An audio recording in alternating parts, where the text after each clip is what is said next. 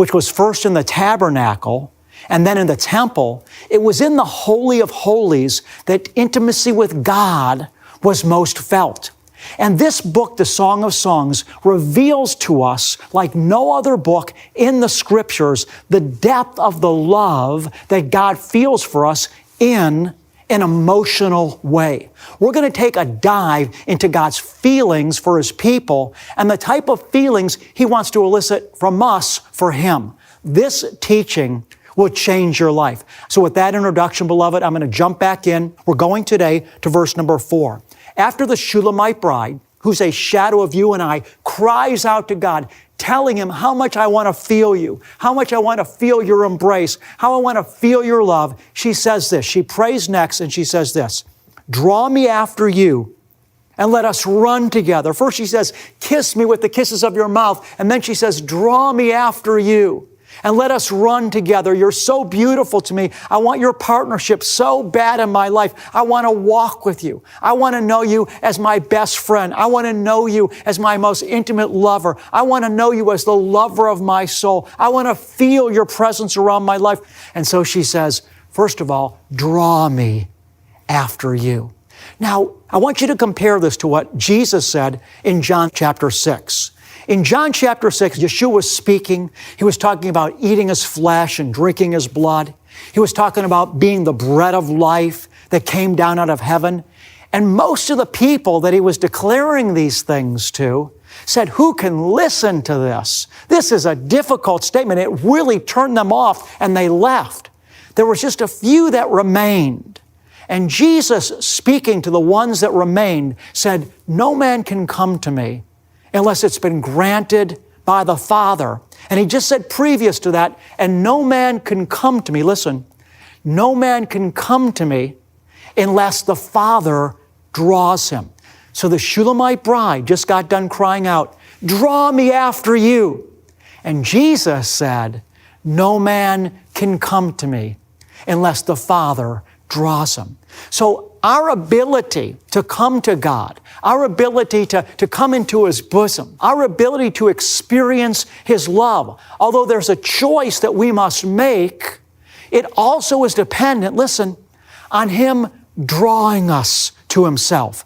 Sometimes I'll say, listen, and there's been a few people over the years that have been offended. You don't need to say listen. But the reason I say listen is because I'm about to say something that I really want you to get. And I know sometimes after listening to somebody speak for 20 minutes and they're speaking and speaking, your mind can begin to drift. So to keep your mind from drifting every now and then, I'll say, listen, because I really want you to catch this. I want you to consider with me this concept of us being dependent on the Lord to draw us to Himself. Again, the Shulamite bride says, I want you, Father. I want to know you. I want to feel you. Draw me after you. She realized that it depended on God's supernatural intervention. It depended on the power of His Spirit. It depended on a life of supernatural influence in her life to bring her into God. She knew that there was that dependency, that unless God acted, it wouldn't happen. And this is what Yeshua was accenting, no man comes to me unless the Father draws him. So 2 points I want to make that are applicable and have practical application for your life. Number one, we should put our heart in a posture where we realize that we just can't come to God on our own. It takes His drawing for us to fully come. And so we need to be in that posture of humility like her, draw me to yourself. I would suggest and encourage you, pray this prayer. Make it part of your prayer dialogue with God. Father, draw me to you. Draw me to yourself. Strengthen me that I would know you, because we're dependent on Him in order to know Him. Remember, Yeshua said to Peter, who do they say that I am? Peter said, some say John the Baptist, others say Elijah, but Jesus said, who do you say that I am? And Peter said, you are the Messiah. You're the anointed one. You're the Son of God. And what was Jesus' response to that? Flesh and blood has not revealed this to you, but my Father who is in heaven. In other words, Yeshua was telling Simon Peter, the revelation that you have to know who I am, you didn't figure that out on your own. He said, you're blessed because my Father revealed that to you. You see, the only people that get revelation are the people that Father God gives it to. Jesus said, all that have heard and learned from the Father come to me. So I want to just help you to be in a place of posture in your life where you realize how dependent we are on God for His grace to give us revelation and to draw us to Himself, because there's no other way in except He draws us and gives us revelation. But then there's another point that I want to make here, and that is this. Although she says here, draw me after you, the other point I want us to understand that's a paradox to this and counterbalances this is that we also must make the choice to come. On the one hand, we're dependent on God's sovereignty to draw us. But on the other hand, we must make a choice. You see, that's what's unique about you and I. Listen, the plants don't have free will. The mammals don't have free will. Birds don't have free will.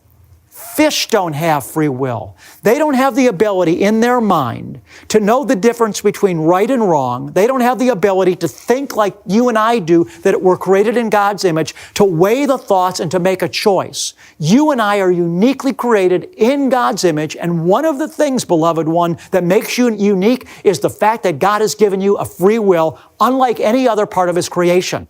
And this is also interesting to note. Everything God made in His account of creation, after He had made it, at the end of that part of His creation, the Word of God says, and it was good. The only time God doesn't say it was good was after He created man. Why? Because the other things that God created, they were complete. In other words, when God created the plants, they were complete. It was done. When God created the animals, it was complete. It was done. But when God created you and I, it wasn't complete. It only becomes complete as you and I use our free will to choose Him in order for us to become all that we can be. And so there's this paradox that God created us. He has to draw us to Himself. But the other part of it is you and I have to choose what His desire is. And His desire is to have an intimate relationship with us that's beyond words to even explain it. But in order for that to happen, we have to choose Him consistently, consciously, every day, exist in Him. The Bible tells us in the book of Acts that in Him we live and move and have our being. God upholds His entire creation by His power, the Word of God tells us. If He would stop upholding creation, everything would just instantly go into total chaos and be destroyed. He is upholding everything by His power. His entire creation is in Him. And yet, even though you and I are in Him, there's a sense that there's a separateness between He and us until we choose to become unified with Him. So we're in Him because His entire creation is held in His power. His entire creation is in Him. You and I are in Him, but He's calling us into unity and union with Him, and this only happens as you and I choose Him over the course of our life because of our love for Him. And this takes effort, and it takes work, and it takes sacrifice. It takes denying self. It takes making a decision based on what's right rather than what we want to do. As we keep on choosing Him, we go from just being in Him, because, again, everything is in Him, and we come to a place where we're in Him in a whole new way. We become unified with Him. And so this is a deep mystery. It's important for us to understand that we're in God, but there's a separateness between God and us. He's calling us into complete unity. Even when we come into complete unity with Him, get this deep mystery, there's still a separateness in the sense, listen, I know this is a deep thing, in the sense that you and I are individuals. In other words, God is a person. He created you and I in His own image with free will, and even though our destiny is to become one with Him at the marriage supper of the Lamb, there's still going to be a separateness between us, not in the sense of separation in relationship, but in the sense of that God is one person and He is unique, and you and I are another person and we are also unique. In other words, God can't have a love relationship with a robot. We're unique individuals with a will that are unique to Him. There's that beauty of knowing that we have a unique personality. And because we're different, because God wanted us to be different so that there could be a real relationship.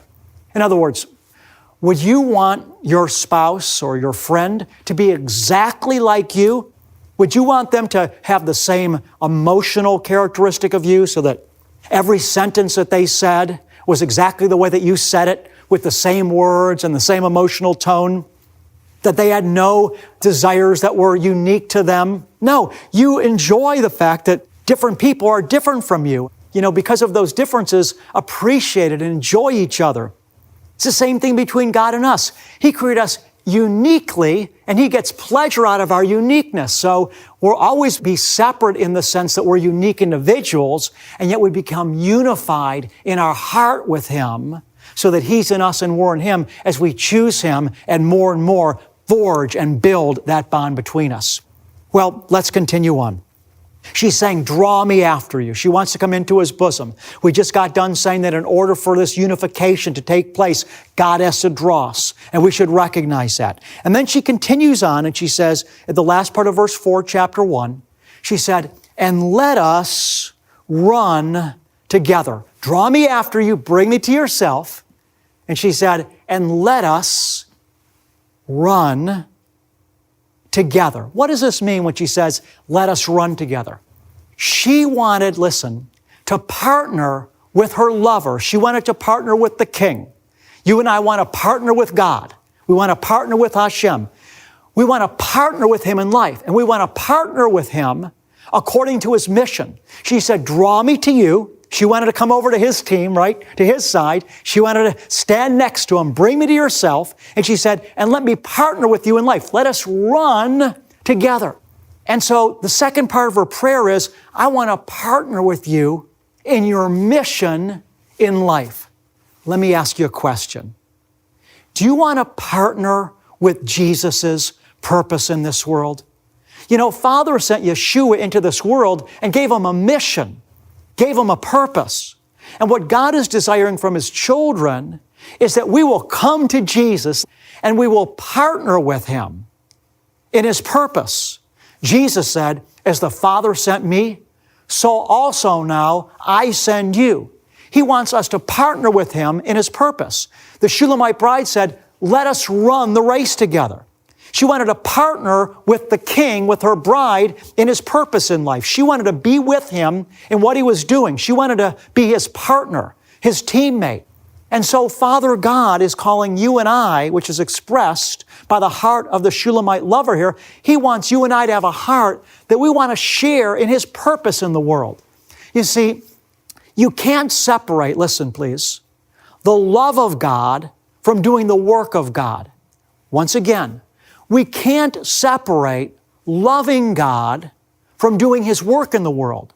I think, unfortunately, some believers think that they love God just because they go to church and they raise their hands when the worship music is playing and they feel good inside and they really do feel love for God. And I think that somehow they've convinced themselves that, they're strong, believers in this world, but they're not ever doing the work of God in the world. They're not being witnesses. Jesus said what? You shall be my witnesses. They're not lights on a hill. Jesus said, I want you to be like lights on a hill that people can see. They'll see what you stand for. They'll see your love for me.